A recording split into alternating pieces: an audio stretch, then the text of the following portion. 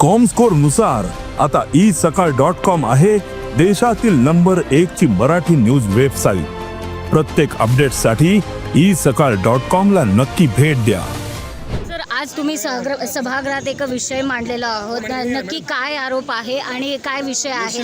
निश्चितपणानं सांगली जिल्हा मध्यवर्ती बँकेमध्ये मोठ्या प्रमाणामध्ये घोटाळा झालेला होता। चौकशी समित्या नेमल्या गेलेला होता, पण हा अहवाल दाबण्याचा प्रयत्न वरिष्ठ पातळीवरती झालेला होता आणि म्हणून आज आम्ही सरकारच्या निदर्शनाला आणून दिलं। 88 खाली जी चौकशी चालू आहे तिच्यावरती स्थगिती उठवावी।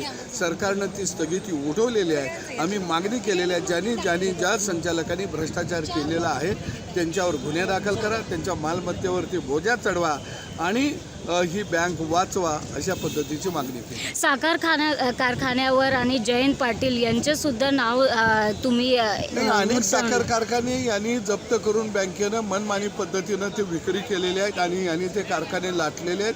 ते कारखाने शेतकऱ्यांचे आहेत, शेतकऱ्यांच्या मालकीचे झाले पाहिजेत, ही भूमिका घेतली। जयंत पाटील यांचं काय असं काही नाव वगैरे उल्लेख केला गेला? तपासात जे कोण आहे ते येतील, कारण बँक त्यांच्याच ताब्यात आहे, कारखाने तर त्यांनीच घेतलेले आहेत।